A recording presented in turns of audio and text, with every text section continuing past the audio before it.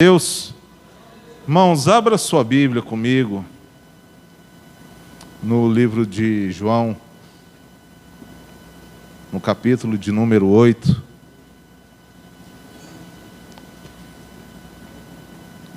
Evangelho de João, capítulo 8.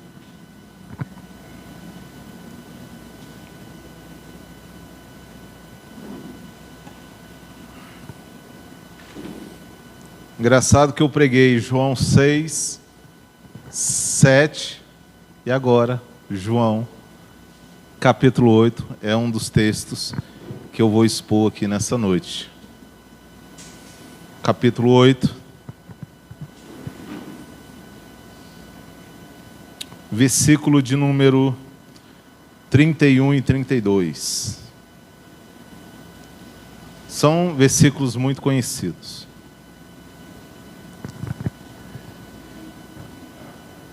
Disse, pois, Jesus aos judeus que haviam crido nele: se vós permanecerdes na minha palavra, sois verdadeiramente meus discípulos, e conhecereis a verdade, e a verdade vos libertará. Responderam-lhe: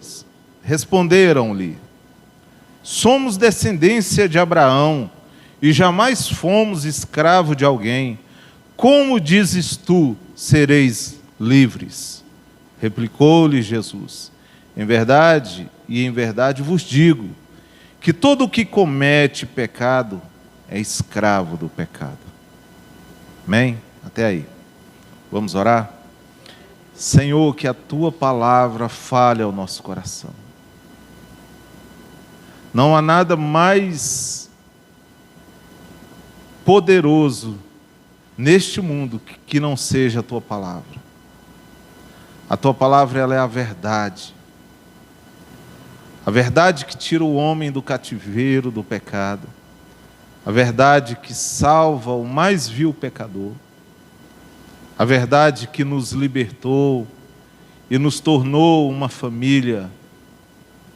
A verdade que se compadeceu de nós e descortinou os nossos olhos para que nós possamos ver, e abriu os nossos ouvidos para que nós possamos ouvir. Essa verdade que é o próprio Jesus, o próprio Senhor das nossas almas, o próprio Deus, o próprio Senhor de todo o universo. Essa palavra que nesta noite ela toque no mais profundo da nossa alma e do nosso coração, e nos traga cativo a mente, o coração a Ti, para que nós possamos compreender, entender e aplicar a Tua palavra todos os dias na nossa vida, em nome de Jesus. Amém e amém. Queridos, estamos vivendo num tempo de relativismo.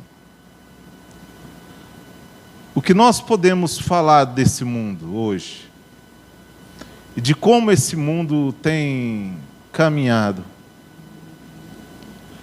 o que nós podemos falar dos valores que têm sido pregados e que têm sido colocados como verdade, e tem derrubado famílias, tem aliciado os nossos filhos, tem desconstruído a sociedade e a família,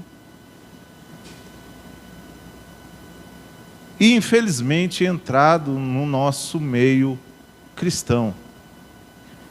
Então nós vivemos num mundo relativista. Pastor, o que é um mundo relativista? É um mundo onde não existe uma verdade absoluta. É um mundo onde cada um tem a sua verdade e cada um quer defender essa verdade a unhas e dentes. Cada um tem uma verdade e nós queremos também adaptar essas nossas verdades às verdades que são escriturísticas, às verdades de Deus, as verdades da palavra de Deus. Então nós precisamos hoje, nesse mundo tão conturbado que nós vivemos, entender, compreender e aplicar essas verdades de Deus para as nossas vidas, que é a sua palavra, porque só assim nós seremos poupados, só assim nós seremos libertos, só assim nós caminharemos na verdade. Interessante notar que o próprio Pilatos, quando Jesus fala para ele que ele tinha que conhecer a verdade, o próprio Pilatos pergunta para Jesus: mas o que é a verdade? Ora, se aquele homem soubesse que ele estava diante da própria verdade, a verdade encarnada, porque João, no capítulo 1, vai dizer assim: ó, no princípio era o Verbo, e o Verbo estava com Deus, e o Verbo era Deus. João vai dizer que o Verbo se faz carne e habita no nosso meio, e nós vimos a sua glória, como a glória do unigênito do Pai, o único do Pai, a única verdade, o único libertador. Se Pilatos soubesse que ele estava de frente, cara a cara, com a própria verdade, se ele tivesse essa compreensão de que Jesus era a verdade, Jesus não teria ido para a cruz. Mas era propósito do Pai que Pilatos não soubesse que Jesus era a verdade, porque havia de se cumprir, teria que se cumprir, que a verdade fosse levantada no madeiro e sofresse por nós, para que nós pudéssemos hoje ter conhecimento pleno dessa verdade que é Cristo Jesus em nós. Amém? Então, Cristo é a nossa verdade. Aqui Jesus, após nós lemos o capítulo 6, o capítulo 7, nós vemos que Jesus está fazendo um discurso para os judeus. E dentre os judeus ali, muitos deles, a Bíblia vai dizer aqui, no versículo 31, nós vemos dizendo que muitos deles creram em Jesus.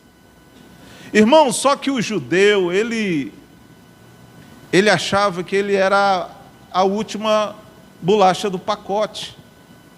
E o judeu, na verdade, até hoje acha isso, que eles são o povo, que são filhos de Abraão, de Isaac e de Jacó, que eles são o povo escolhido de Deus. Então, eles têm essa compreensão, mas eles não são melhores do que nós, os gentios. A verdade é essa. Tanto que Paulo, no capítulo 2 do livro de Romanos, Paulo vai dizer que o judeu e o gentio, eles estão de igual modo na mesma categoria. Que categoria é essa, pastor? Na categoria dos pecadores. O judeu é pecador como eu e você. E o judeu agora, ele necessita, ele precisa, ele tem que ter a graça de Deus sobre a vida dele, se ele quiser experimentar a salvação, que agora só vem através de Jesus. Então o judeu não é melhor do que nós. Eu ainda me admiro que muitos pastores ficam falando por aí: olha, vamos fazer aquela árvore genealógica para ver de que ramificação de judeu você veio. Para que isso? Para que eu quero saber se eu sou descendente de algum judeu? Isso não vai me tornar melhor.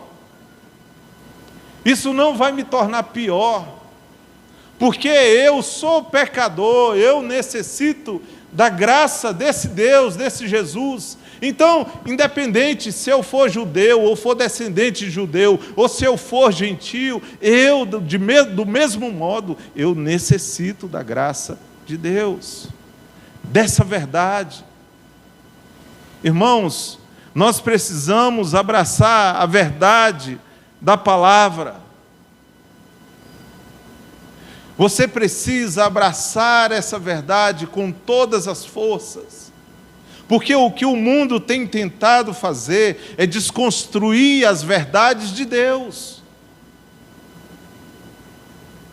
A grande realidade que nós temos visto é que o mundo tem tentado influenciar até mesmo nós, os crentes. E nós temos falado aqui nas reuniões de homens, a respeito de muitas coisas que acontecem no dia de hoje para desconstruir a família, para desconstruir a mulher, para desconstruir o homem, a masculinidade do homem, a feminilidade da mulher. Então nós vemos essas ideologias, essas coisas que têm se infiltrado dentro da igreja, e a igreja, infelizmente, tem aceitado essas coisas. Infelizmente, nós vemos casais que ainda vivem como se fossem namorados. Casais que dentro de casa tem o meu e o teu. Não existe nosso, é meu e teu. Irmão, casamento é junção que agora quem era um e quem era outro agora se torna um só. Não existe mais eu e você, existe nós. Agora não é mais no singular, agora é no plural. Então o casamento é a junção de sonhos, é a junção de amor, é a junção de cumplicidade, é a junção de caminhar junto, é saber que agora o meu dinheiro não é meu, é nosso. É para um só, é um bem comum só. Mas o que o mundo prega aí fora, não, olha, você mulher, você é empoderada. E infelizmente nós vemos até coisas, até eventos de igrejas evangélicas, ditas evangélicas, fazendo eventos de mulheres empoderadas. É lamentável isso. É lamentável nós vermos isso que vai totalmente contra o que a palavra de Deus deixou como fundamento para nós. E aí então não há mais a submissão da mulher ao seu esposo, e também não há mais o amor do esposo para com a sua esposa. Esses dias conversando com umas moças, elas falaram assim, que a Bíblia ela é machista. Eu falei, me mostra onde a Bíblia ela é machista. Qual texto mostra, qual versículo, qual capítulo que mostra que há machismo? Porque se você pegar as mulheres, tirando Adão ali, Adão cuidou de Eva, mas em certo momento Adão foi omisso como marido, mas aí você pega Abraão, você pega Isaac, Jacó, por mais erros que eles tiveram, eles cuidaram das suas esposas, eles cuidaram das suas famílias, eles foram homens suficientes para cuidar da sua casa. Se você pega as mulheres da Bíblia, elas foram mulheres tremendas, mulheres que fizeram toda a diferença, mulheres que foram mães de profetas. Olha o exemplo de Ana, que chora, que clama, que geme por causa de um filho, porque queria ser mãe. O desejo maternal. Hoje o mundo tem tentado matar esse desejo maternal no coração das mulheres. A gente conversa com meninas novas, adolescentes, jovens, que falam assim, eu não quero ter filhos, eu não quero ter esse fardo de carregar, de cuidar de criança. Eu quero casar, mas eu não quero ter filhos, eu não quero deixar a descendência. E nós vemos que o fim dessas pessoas é um fim triste, solitário. Mas é o que o mundo tem pregado para nós, é o que o mundo tem tentado inserir dentro do contexto da sociedade. Isso aí já está alastrado, mas tem entrado, irmãos, com muita força dentro das nossas igrejas. O título da mensagem hoje é Viver a Liberdade. E o que é liberdade? O que é liberdade para você? Às vezes a liberdade que nós falamos, olha, Cristo me libertou, Gálatas capítulo 5, versículo 1, para que de fato eu seja livre, né? Cristo me libertou para que eu de fato seja livre. Então, se Ele me libertou, eu sou livre. Às vezes essa liberdade que nós falamos, ela é até mal compreendida, porque alguns pensam assim, olha, a gente vê até pelas músicas evangélicas, né? As músicas evangélicas, eu sou livre, então eu sou livre para gritar, eu sou livre para dançar, eu sou livre para não correr, eu sou livre não sei para quê. Não é essa liberdade que a Bíblia nos dá. A liberdade que Cristo nos dá é a liberdade da vida eterna. É a liberdade do seu sangue que nos comprou da mão do pecado, porque outrora nós éramos escravos do pecado. Nós éramos filhos de Belial. Nós estávamos longe de Deus. Nós estávamos sem Deus no mundo, sem esperança. Nós éramos escravos. O que direito um escravo tem? O nosso país, na sua colonização, houve a escravatura. Nos Estados Unidos, chamado de Novo Mundo, houve escravatura. Escravizaram homens, mulheres, índios. Mataram homens, mulheres, crianças e índios. E é isso que o pecado faz conosco. O pecado nos mata, o pecado nos subjuga a uma vida miserável. O pecado nos carrega no colo, muitas vezes nós achamos que estamos por cima da carne seca, porque o pecado muitas vezes nos carrega no colo, mas o fim de tudo isso é só morte e destruição. É isso que o pecado faz conosco. O pecado desfigura o homem, desfigura a relação do homem com Deus.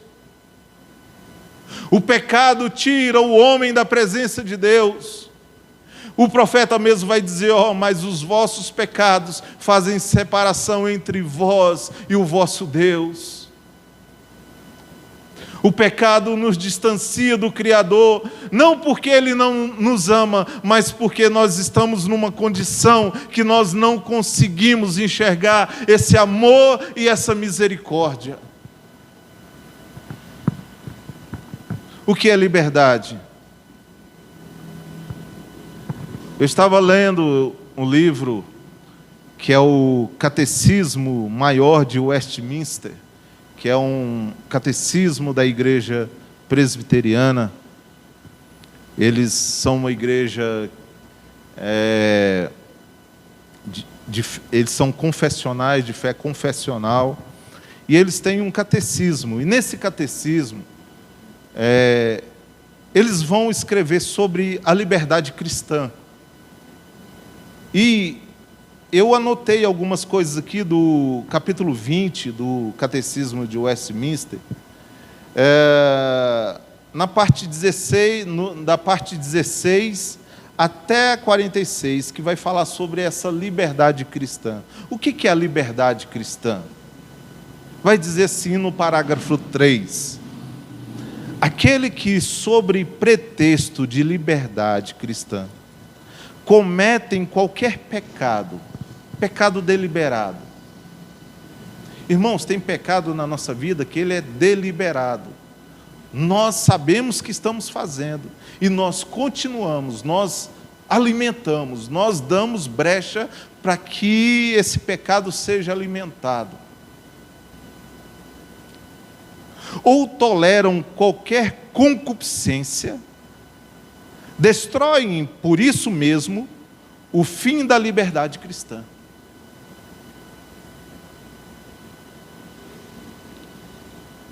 Muitos falam assim, pastor, mas e aí, o salvo, ele não perde a salvação. Não, o salvo, ele não perde salvação. Mas porque o salvo não perde a salvação, ele não pode viver uma vida de pecado. Você conhece a vida de um salvo pelo seu proceder, pela sua vida reta diante de Deus, pela sua vida de gratidão e amor a Deus. Então, o homem salvo, ele peca, sim, peca. Porque nós estamos nessa capa chamada corpo, que é pó, que é falho. Ou vocês acham que eu não peco? Peco, irmão. Peco no falar, peco no olhar, peco no proceder com o irmão. Você acha que eu não peco? Mas a diferença do salvo é que o salvo sabe que esse pecado machuca o coração de Deus, entristece o coração de Deus. O salvo reconhece então a sua miserabilidade, a sua pecaminosidade,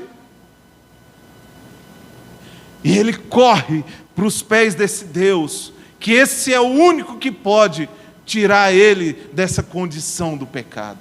É o único. É só Jesus que nos tira da condição de pecadores. É só Jesus que nos justifica, e João vai dizer isso: olha, vocês que pecaram, vocês que têm pecado, vocês têm um advogado que é Cristo Jesus, vocês têm um advogado que vocês podem clamar a Ele, e Ele está sempre esperando para que vocês falem com Ele. Ele está sempre querendo advogar a sua causa. Irmão, Jesus é um advogado que não tira folga. Ele é um advogado que não cobra honorários. Na verdade, Ele pagou para que nós fôssemos justificados diante do Pai. Nós não pagamos nada, não tem sacrifício que você possa fazer que vai pagar alguma coisa. Eu fico vendo algumas ramificações da igreja evangélica, que as pessoas ficam subindo um monte, carregando coisas nas costas, carregando cruz. Teve uma época um maluco aqui na cidade que andava com uma cruz aí nas costas, até na chuva, né? Porque ele colocava os pedidos de oração pregados naquela cruz, e ele saía carregando essa cruz aí na cidade de Rio Verde, andando pelas ruas, no sol quente, na chuva, porque dizendo ele que estava fazendo um sacrifício pelo povo. Irmãos, o sacrifício já foi feito. Amém. Glória a Deus. Não existe mais sacrifício da nossa parte. O sacrifício foi feito na cruz, o Cordeiro Santo, o Cordeiro Imaculado já foi imolado. Será que nós não entendemos isso? Ontem eu estava conversando com o Gidelson, eu estava falando, a igreja evangélica está mistificada, tem muito misticismo no nosso meio. É vassoura ungida, vassoura de fogo, rodo de fogo, e outras coisas mais. É anjo que desce, que sobe, que vai e que vem. Sendo que nós precisamos apenas da palavra de Deus. A palavra de Deus é profecia para nós. A palavra de Deus descortina nos nossos olhos. A palavra de Deus nos liberta dos nossos pecados, nos mostra quem somos e nos faz caminhar em liberdade. Nós precisamos dessa palavra maravilhosa. E ele vai dizer assim, no capítulo 3 do Catecismo de Westminster, vai dizer assim: pelo contrário, sendo livres das mãos dos nossos inimigos, sem medo, sirvamos ao Senhor, em santidade e justiça diante dele todos os dias da nossa vida. Você entende isso aqui? Que o preço foi pago, que a cruz está vazia, que o túmulo não pôde segurar o Rei dos Reis, que ao terceiro dia, quando aquele túmulo lacrado, aonde ninguém conseguia rolar aquela pedra, só pelo sopro da vida que novamente está correndo no corpo de Jesus, abre aquelas portas, faz o Verbo encarnado sair agora por aquelas portas. Aquele que estava morto agora sai vivo, porque Ele é o dono da vida. E aí, ali naquele momento, é como Paulo vai dizer: ó morte, aonde está a tua vitória? Ó aguilhão, aonde está a tua vitória?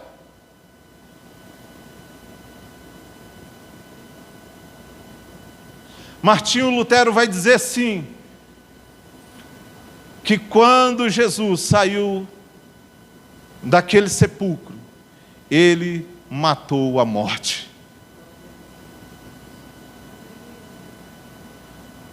Lutero vai dizer: olha, quando Jesus sai vivo, pleno, com o corpo glorificado, agora se cumpre a promessa para todo aquele que nele crê, aquela promessa que Ele mesmo deixou para nós: olha, mesmo que você morra, você viverá.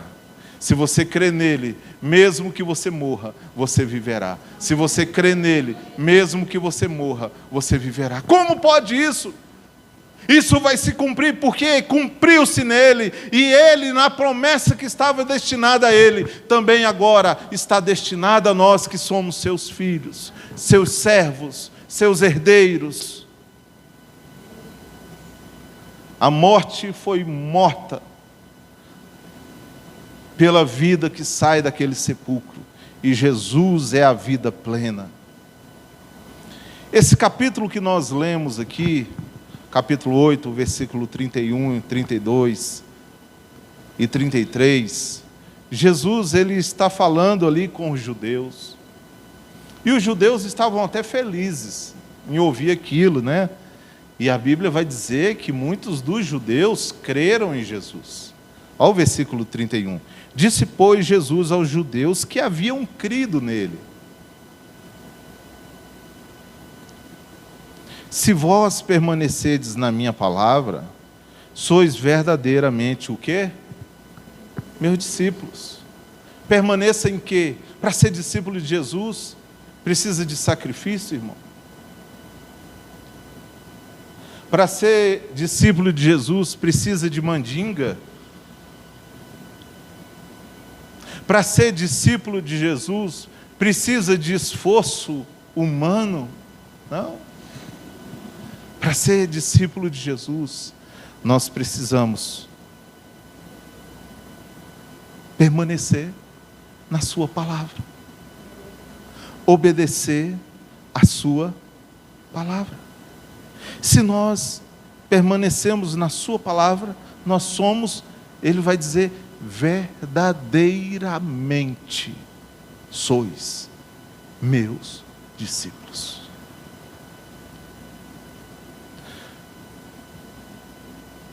E vai dizer assim, versículo 32: e conhecereis a verdade, e a verdade os libertará. Só que essa fala de Jesus confrontou o judeu.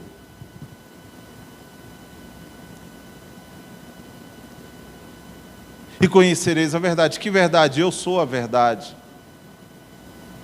A minha palavra é a verdade.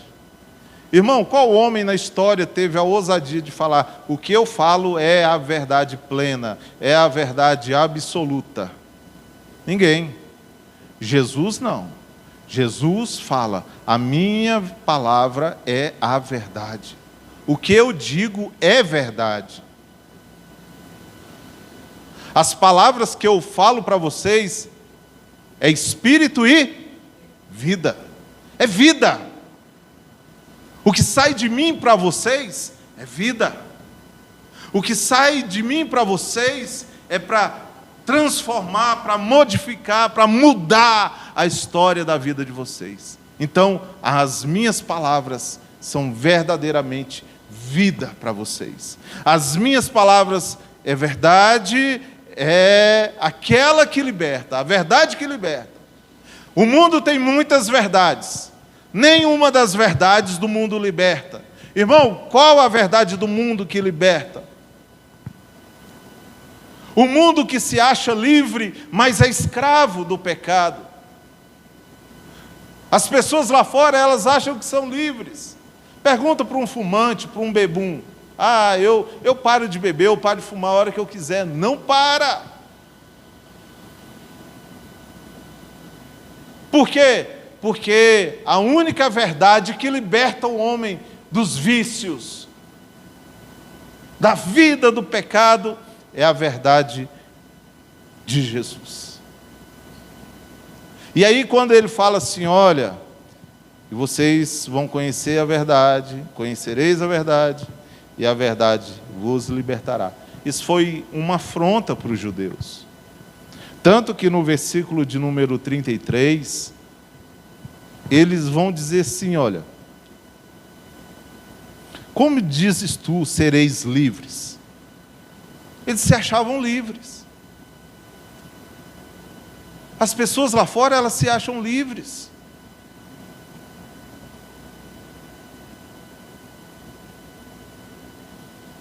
A gente conversa com os amigos nossos, eles falam assim, ó, eu vou para o céu.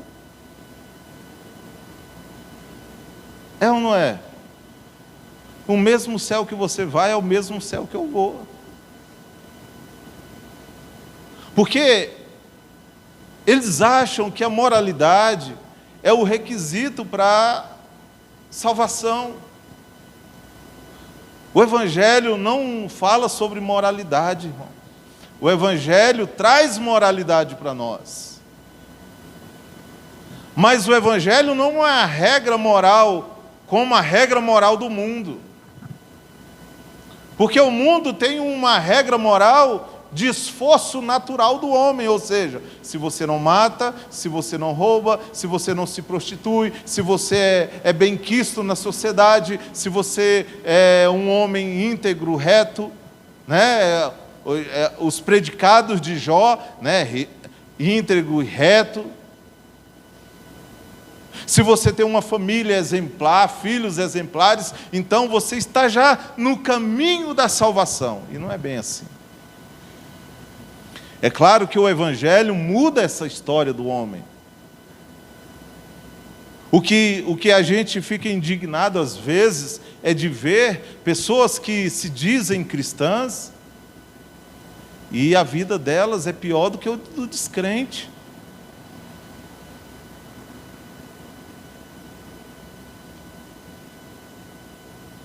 Moralmente falando.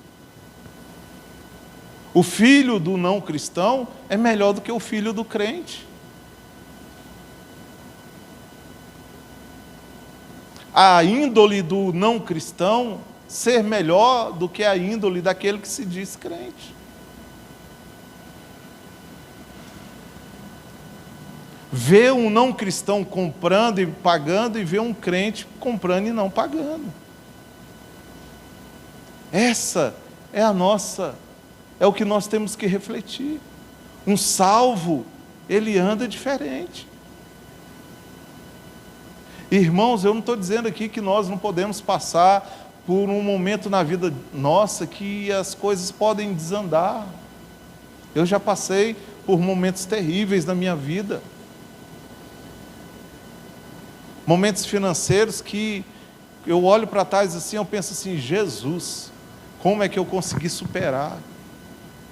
Momentos na vida conjugal que eu pensava assim, não vai mais, o casamento vai para o brejo. Sabe? E a gente vai levando isso com a barriga e não vai notando que nós estamos piores do que o descrente. O homem descrente, a mulher descrente, talvez tenha mais moralidade do que nós que frequentamos os cultos todos os domingos, que estamos na igreja 24 horas orando. Que liberdade é essa? Será que realmente nós somos livres? Porque Cristo nos resgatou das mãos do pecado, para que nós vivêssemos, para que nós estivéssemos vivendo novidade de vida. Que novidade de vida nós temos vivido? Qual a novidade que tem acontecido na sua vida? Qual a novidade que as pessoas lá fora podem ver em você? Qual a novidade que você vai transmitir para as pessoas lá fora? Que novidade você tem para entregar para o descrente? Essa noite é a noite de nós refletirmos nisso.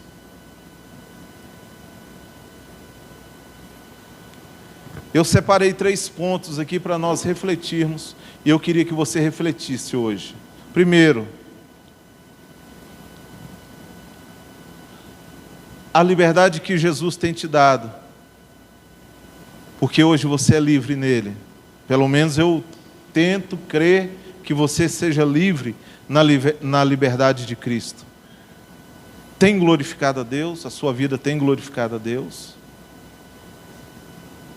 Como Paulo vai dizer em 1 Coríntios, no capítulo 10, no versículo 31, ele vai dizer assim, olha, quer vocês comam, quer vocês bebam, quer vocês façam qualquer coisa, que tudo que vocês façam seja para a glória de Deus.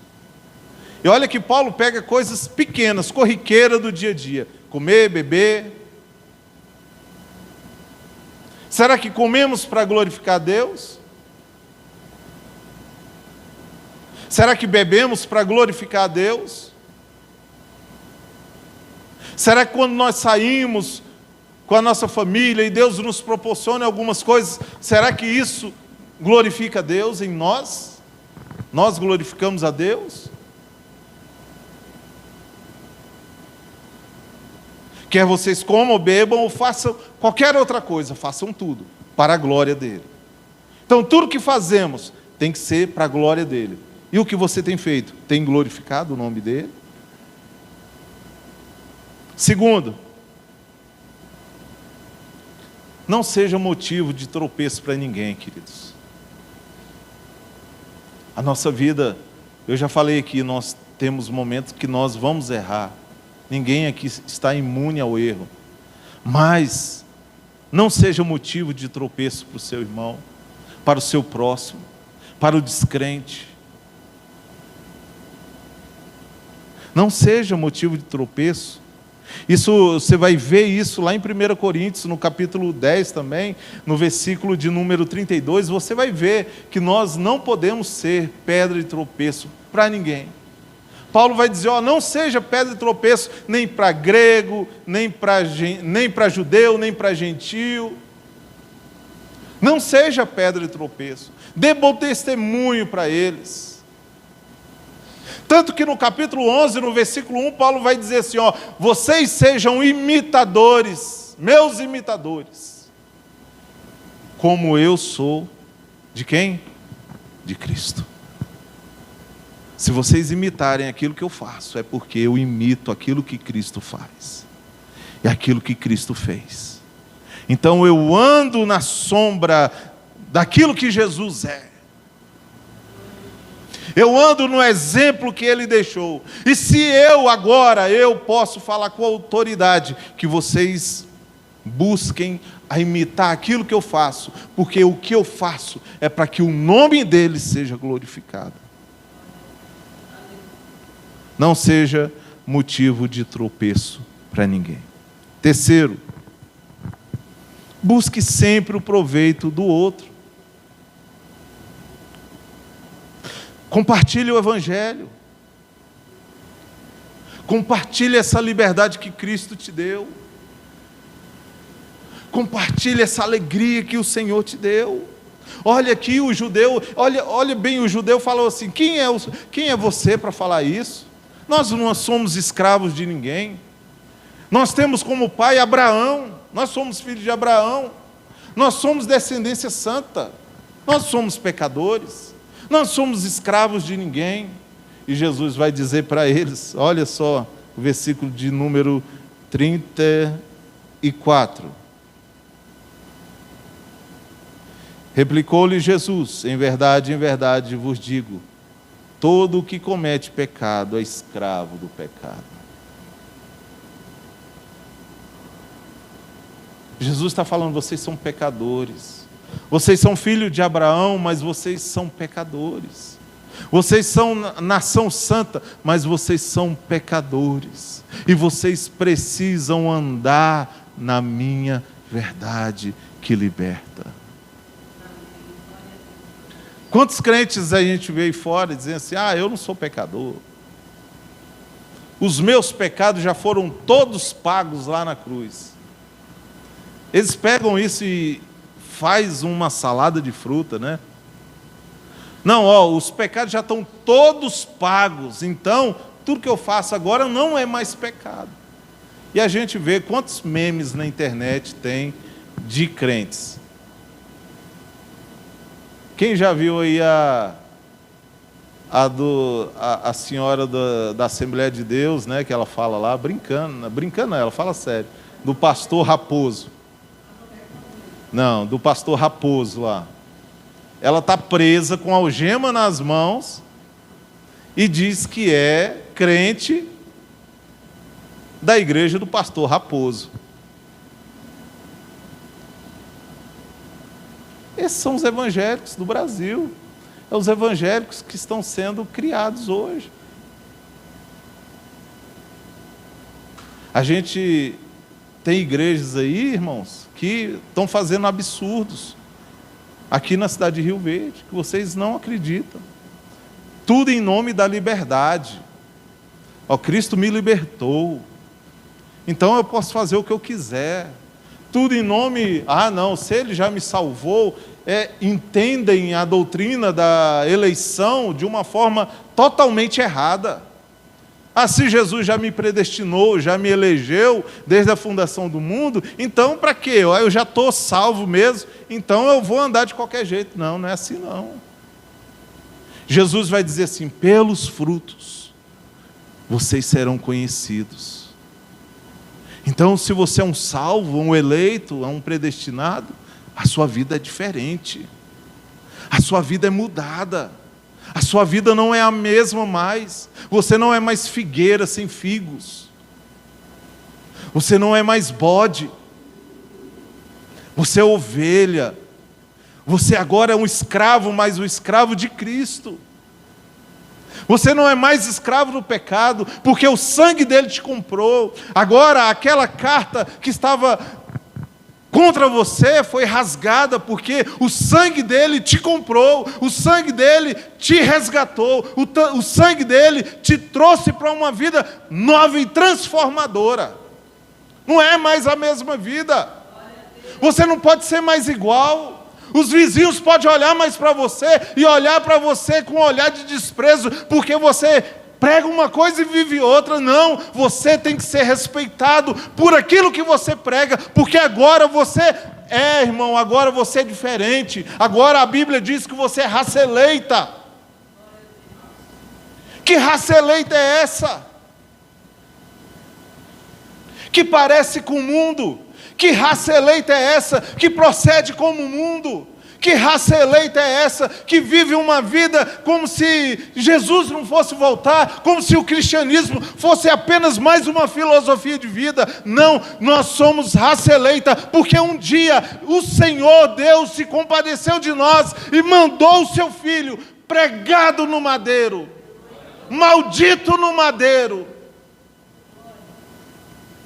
para que você fosse bendito, para que você fosse chamado de raça eleita, sacerdócio real, nação santa, povo adquirido como propriedade exclusiva de Deus.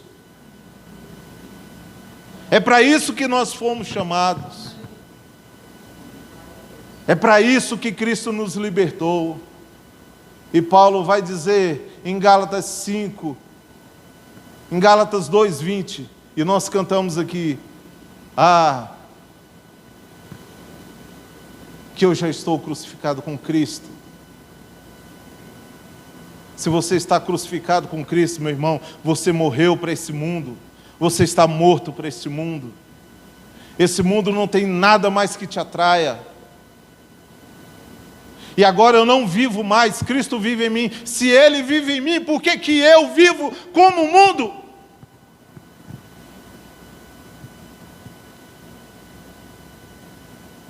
E Paulo vai dizer: e a vida que agora eu vivo ela na fé. Você tem vivido a vida na fé? Você crê que realmente você é um salvo? Você crê que realmente você é nação santa? Você crê realmente nisso, querido? Se você crê, você vai falar como Paulo: eu vivo na fé do Filho de Deus, que se entregou, me amou e se entregou por mim. Se Ele me amou e se entregou por mim, agora eu vou viver essa vida na fé. Se eu tenho essa compreensão dessa verdade, eu sou a verdade. Vocês conheceram a verdade? Se vocês conheceram a verdade, eu tenho certeza que ela te libertou. E se você foi liberto, meu irmão, as coisas desse mundo não vão te influenciar. Esse mundo não vai te influenciar.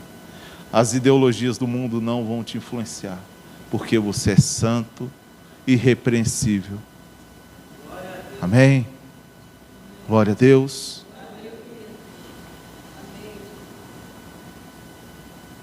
Eu vou terminar por aqui. E nós vamos orar.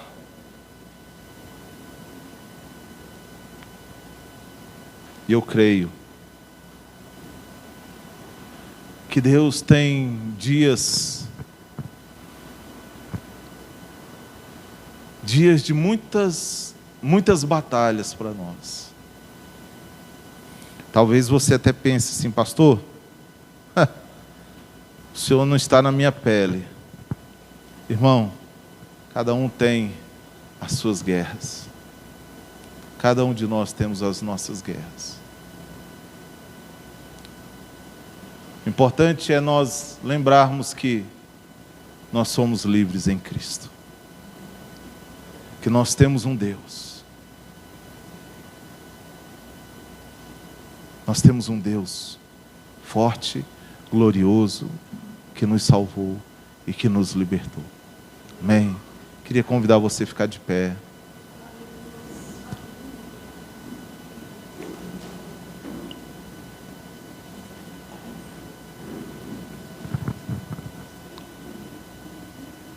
Aleluia.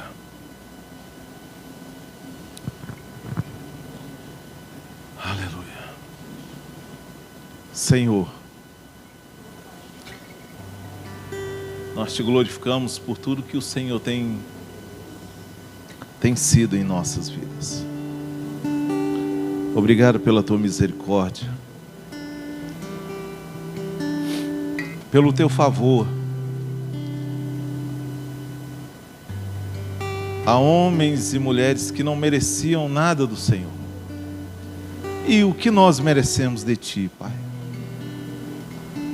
O que nós merecemos? A pergunta é: o que podemos fazer para agradar ao Senhor?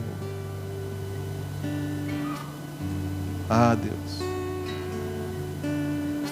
nós podemos agradecer a Ti, Pai, porque um dia nós éramos ovelhas desgarradas, estávamos longe,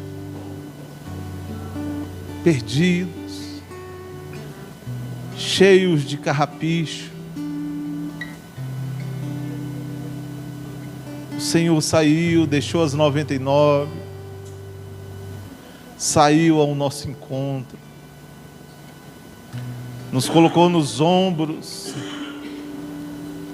resgatou-nos, limpou nossas feridas, curou as nossas enfermidades, tratou as nossas doenças, nos limpou, nos lavou e nos conduziu de volta ao aprisco. Isso é glorioso. Nós somos como aquele filho que pediu divórcio do pai, desonrou o pai pedindo tudo que era de direito dele, mas o pai em vida se sentiu, imagina, traído, porque o filho vai embora e leva e gasta com as meretrizes, com os prazeres deste mundo, fica longe. Mas um dia ele cai em si, e quando ele cai em si, ele vê que na casa do pai, mesmo os trabalhadores têm mais regalias do que ele, que agora está distante, sem endereço, e tendo que cuidar de porcos e comer das comidas dos porcos. Mas ele volta no caminho, e o caminho de volta às vezes é doloroso. É doloroso, Jesus.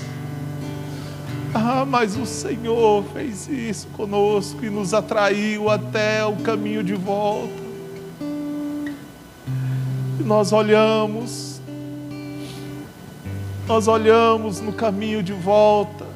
No caminho de volta havia um pai aguardando ansiosamente a volta desse filho. E esse pai dá vestes, esse pai dá anel, esse pai dá identidade novamente para esse filho. Esse pai lava os seus pés e coloca sandálias novas nos pés desse filho. Esse filho não merecia nada. E esse filho somos nós, tão pecadores. Esse filho somos nós, ó Deus, tão cheio de manchas e de vestes tão sujas. Nós éramos escravos do pecado, nós estávamos condenados ao inferno e o Senhor nos tirou de lá. E o Senhor fez festa para nós.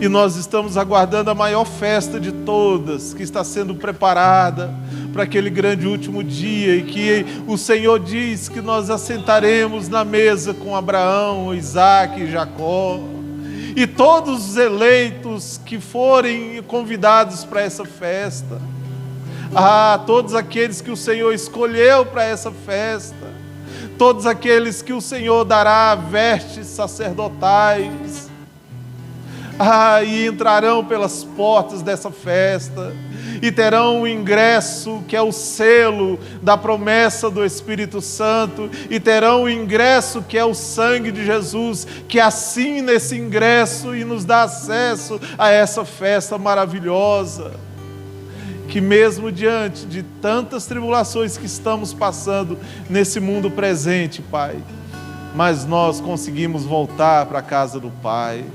E a casa do Pai é o melhor lugar para se estar. A casa do Pai é o melhor lugar que nós queremos. Deus, obrigado por essa noite. Amém. Os obreiros já vão ali, pega o pão, o cálice. Nós vamos orar. Eu queria chamar o Gidelson aqui à frente. Hoje o Gidelson está se reconciliando com Jesus. Ele conversou comigo ontem, hoje, ele está como nós um dia estivemos, irmãos. Quantos de nós andamos no caminho de volta, porque um dia nós achávamos que nós ainda continuamos achando que nós somos invencíveis. Não, a Bíblia diz, olha, quem está de pé, cuidado para que não caia. Nós estamos propensos a quedas, mas a mesma Bíblia que diz que aquele que está em pé, cuidado para que não caia, diz aquele que cai, ele também é poderoso para levantar o que está caído. E ele, ó Pai, nessa noite, nós queremos colocar a vida do Gidelson na Tua presença, meu Deus. Obrigado, Deus, pelo retorno do Teu filho. É retorno, Pai, é retorno, porque ele é filho. Se ele não fosse filho, ele não retornava, ele não voltava. Ele não tinha consciência de que necessita desse perdão, Pai. Mas nessa noite ele está aqui para se derramar diante do Senhor e dizer: Pai, pequei contra os céus e contra Ti. Já não sou digno de ser chamado Teu filho, mas o Senhor chama de filho. Mesmo que a nossa consciência carnal, digamos que nós não somos filhos, mas o Senhor fala: Tu és filho, e filho não deixa de ser filho. Corre sangue de pai nas veias do filho, e corre o sangue de Jesus sobre a vida de Gidelson.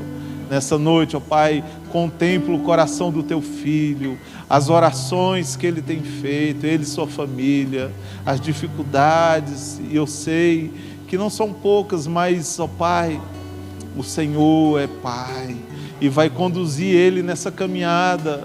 O Senhor vai reconduzir ele aos trilhos, e no nome de Jesus Cristo, ó Pai, que as coisas daqui em diante, nós sabemos que não serão fáceis, mas serão, ó Deus, debaixo da proteção do Senhor, serão debaixo da mão poderosa do Senhor. Guarda o coração do Gidelson, Pai. Guarda o coração da sua esposa Magna e das suas filhas. No nome de Jesus, reconstrói e, ó Deus, devolve a alegria da salvação ao coração dos Teus filhos. E que a casa dele jubile, a casa dele se alegre, porque o Senhor tem conservado eles em vida. E se o Senhor conservou em vida, é porque o Senhor quer fazer grandes coisas ainda na vida dessa família, para a glória do nome, do Teu nome, o nome de Jesus, santo e glorificado. Amém, e amém, e amém, e amém, e amém, e amém. Amém, querido. Deus abençoe. Depois você dê um abraço no Gidelson. Amém? É nosso irmão. Não fique com ciúme como aquele irmão ficou. Abrace o irmão, porque é o abraço do irmão que faz o irmão se sentir inserido na família. Amém? Senhor, nós colocamos o pão, o cálice diante do Senhor, esse corpo entregue por nós, oh Deus, esse cálice que simboliza o Teu sangue derramado naquela cruz. Deus, e o que seria de nós se não fosse o Teu sacrifício naquele madeiro? A palavra vai dizer: maldito todo aquele que for pendurado no madeiro. Nós vimos o bendito pendurado como maldito, porque nós éramos os malditos. Deus, e foi tudo transferido para Ele, todo o nosso pecado.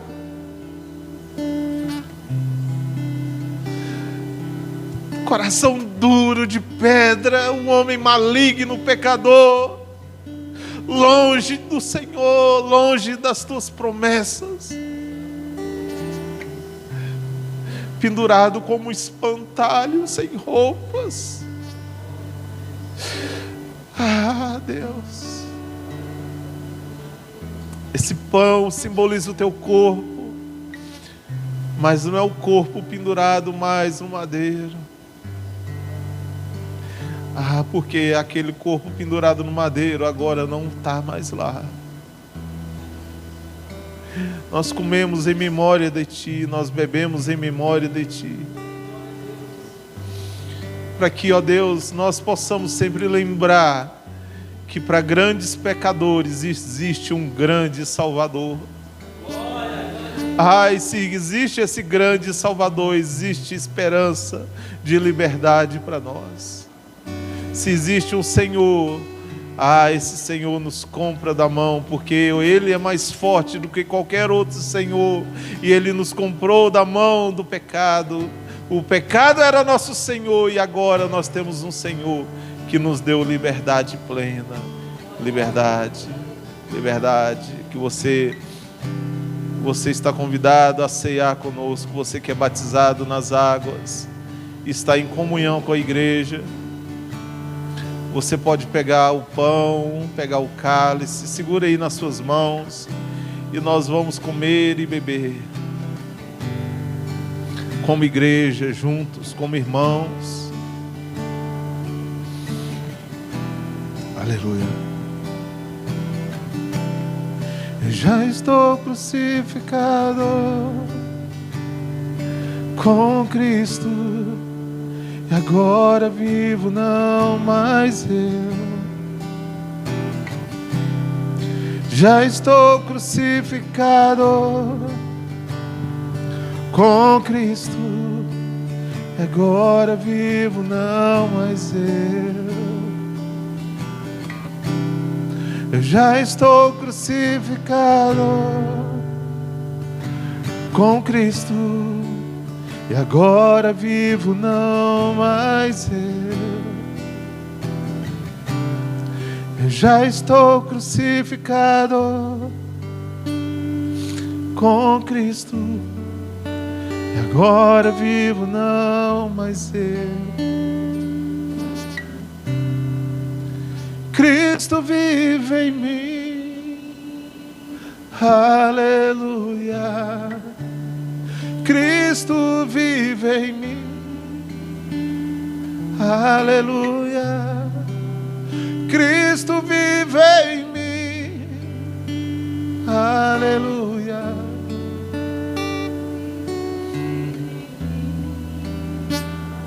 Aleluia.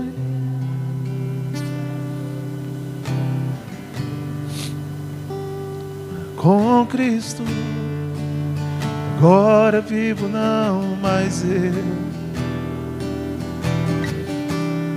Eu já estou crucificado com Cristo. Eu não vivo mais, Senhor. Cristo vive em mim, aleluia.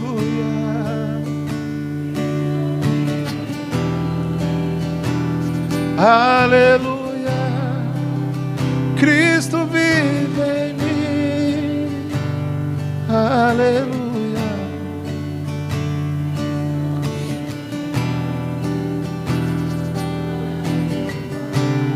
E o apóstolo Paulo, quando vai dar as diretrizes da ceia para aquela igreja de Corinto, lá no capítulo 11, ele vai dizer: porque eu recebi do Senhor Jesus o que também vos entreguei, que o Senhor Jesus, na noite em que ele foi traído, ele tomou o pão e partiu. Irmão, ele foi traído. Na noite que ele foi traído, ele parte o pão e diz: este é o meu corpo que é entregue por vós. Fazer isso todas as vezes que comerdes em memória de mim. Nessa noite nós vamos comer memória dele. Não é o corpo literal dele, é um pão que simboliza, apenas simboliza. Mas é muito sério. Você vai comer o corpo, o símbolo daquilo que é o corpo de Cristo. O pão, ele é o pão vivo que desceu do céu. Todo aquele que comer de mim não terá mais fome. Ele é o pão. O pão simboliza o Cristo morto no madeiro por nós. Que você coma em nome de Jesus.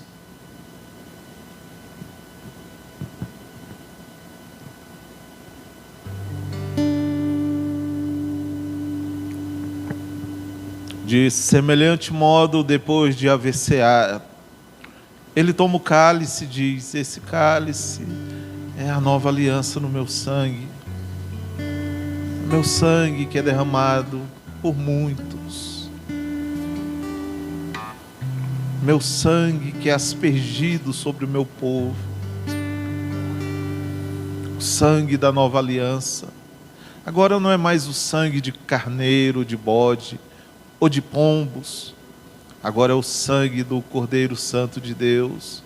O Cordeiro que João Batista diz: olha, eis que eu vejo o Cordeiro Santo de Deus que tira o pecado do mundo.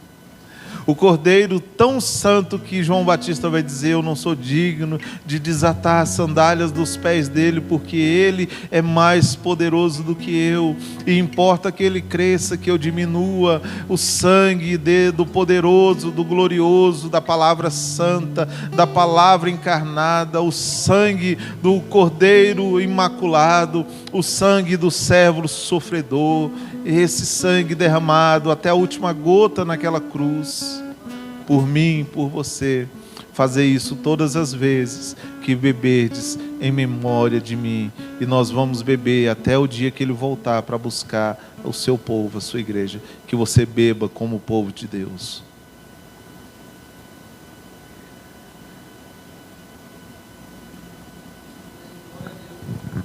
E nós te louvamos, Senhor, e te agradecemos por tudo, por tua misericórdia, pelo teu amor, pela tua compaixão. Obrigado, Deus. Obrigado, Jesus. Obrigado porque foi o teu sangue que nos purificou, que nos reconciliou com o Pai. Teu sangue que nos reconciliou com o Pai. E nós podemos nessa noite sermos chamados de filhos, porque fomos reconciliados com o Pai através do sangue de Jesus. Aleluia. Senhor, guarda a tua igreja nessa semana, guarda cada um de nós, nos livra do mal. Dê ó Pai, um bom trabalho para todos que aqui estão, que lá no trabalho que cada um executa, eles sejam bênção, sejam guardados por Ti e sejam a luz deste mundo que ilumina o homem pecador. No nome de Jesus, que o Senhor faça da Tua igreja, do Teu povo, um exemplo nessa terra. Guarda-os, livra-os do mal, e que essa semana seja uma semana abençoada para todos, em nome de Jesus. Que a graça do Senhor Jesus, o amor de Deus e a comunhão, consolação do Espírito Santo seja com toda a igreja. Você pode dizer um amém? Que Deus te abençoe, te dê uma boa semana, em nome de Jesus.